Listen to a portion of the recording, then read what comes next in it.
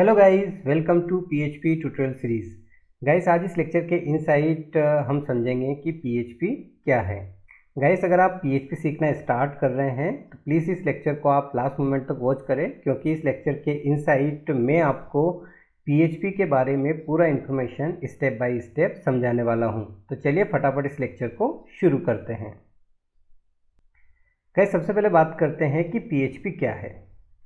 PHP का full form होता है हाइपर टेक्स्ट प्री प्रोसेसर, और पीएचपी एक सर्वर साइड स्क्रिप्टिंग लैंग्वेज है। साथ ही यह ओपन सोर्स लैंग्वेज है। ओपन सोर्स का मतलब ये होता है कि ये फ्री है, और सर्वर साइड स्क्रिप्टिंग लैंग्वेज है। इसका मतलब ये है कि इसका जो कोड है वो सर्वर पर एग्जीक्यूट होता है, यानी कि पीएचपी के कोड को अगर आप एग्जीक्यूट करना चाहते हैं तो आपको अपने सिस्टम में सर्वर को इंस्टॉल करना पड़ेगा। अब सर्वर को आप अपने सिस्टम में इंस्टॉल कैसे करेंगे, इसकी इन्फॉर्मेशन मैं आपको अगले लेक्चर के इनसाइट प्रोवाइड करूँगा। चलिए आगे बढ़ते हैं। पीएचपी के इंट्रोडक्शन को समझते हैं। ये जो महान शख्स आपको दिखाई दे रहे हैं, इनका नेम है रास्मस लेडोर्फ, और 1995 में इन्होंने ही पीएचपी को क्रिएट किया था।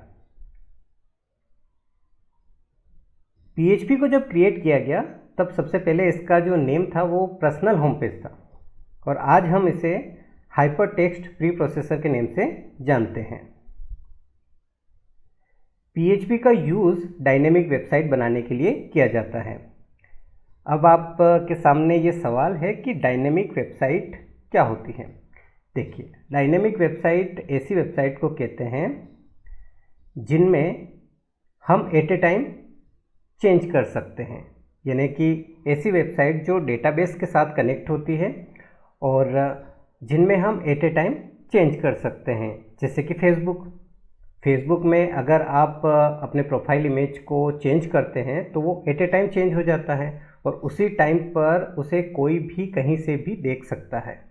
तो ऐसी वेबसाइट डायनेमिक वेबसाइट होती हैं, और ऐसी वेबसाइट हम पीएचपी के थ्रू बना सकते हैं। चलिए आगे बढ़ते हैं। पीएचपी की एक और ख़ास बात यह है कि आजकल जितने भी वेब सर्वर्स चलते हैं उन सबको पीएचपी सपोर्ट करती है, और ज़्यादातर डेटाबेसेस के साथ आप पीएचपी को कनेक्ट कर सकते हैं, यानी कि बहुत सारे डेटाबेस के साथ पीएचपी सपोर्ट करती है। अब पीएचपी का जो यूज़ है उससे किसी भी डेटाबेस को इंटरेक्ट करना बहुत आसान है। और ऐसा क्यों? इसके लिए जब हम पीएचपी के नेक्स्ट लेक्चर्स में इसकी कोडिंग करेंगे तब आपको समझ में आ जाएगा। जब डेटाबेस कनेक्टिविटी करेंगे और उसमें हम समझेंगे तब आपको समझ में आएगा कि क्यों पीएचपी के यूज़ से हम डेटाबेस को इंटरेक्ट बहुत आसानी से कर सकते हैं। अब पीएचपी फाइल जो आप बनाएंगे उसकी खासियत बताता हूँ कि जो पीएचपी फाइल है उसके इनसाइट आप टेक्स्ट, HTML, CSS, जावास्क्रिप्ट के कोड को भी लिख सकते हैं। बट पीएचपी फाइल का जो कोड होगा वो सर्वर पर एग्जीक्यूट होगा, यानी कि पीएचपी से पहले आपने HTML, CSS और जावास्क्रिप्ट जरूर सीखा होगा, तो उसकी जो फाइल है वो सीधे ही ब्राउज़र पर रन हो जाती है। लेकिन पीएचपी की फाइल सीधे ब्राउज़र पर रन नहीं होगी। उसको आपको रन करवाने के लिए आपको एक सर्वर की नीड रहेगी, चाहे वो लोकल सर्वर हो या फिर वो लाइव सर्वर हो। ठीक है ना?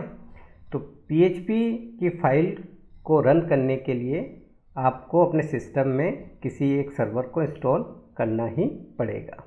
आगे बढ़ते हैं। यहाँ पर आप देख सकते हैं ये पीएचपी का सिंटेक्स है, और इस सिंटेक्स के इनसाइड ही हम पीएचपी के कोड को लिख सकते हैं। इसके बाहर अगर आप पीएचपी के कोड को लिखेंगे तो वो रन नहीं होगा। ये बात आपको ध्यान रखना है। कैसे लिखेंगे आगे देखते हैं।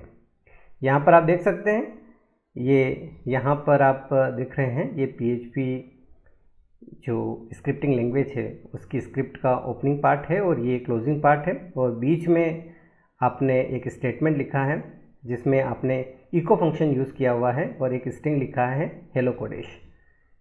इको फंक्शन जो है वो सर्वर की हेल्प से ब्राउज़र पे हेलो कोडेश प्रिंट करवाएगा, और आपको आउटपुट क्या मिलेगा? हेलो कोडेश। इसको और बेटर तरीके से हम आगे आने वाले लेक्चर्स के इनसाइट समझेंगे जब हम PHP में प्रोग्रामिंग स्टार्ट करेंगे। ठीक है, तो गाइज़ आज जो मैंने इन्फॉर्मेशन आपको दी वो आपके लिए काफ़ी हेल्पफुल साबित हुई होगी, ऐसी मैं आशा करता हूँ। मिलते हैं नेक्स्ट लेक्चर में, तब तक के लिए बाय बाय।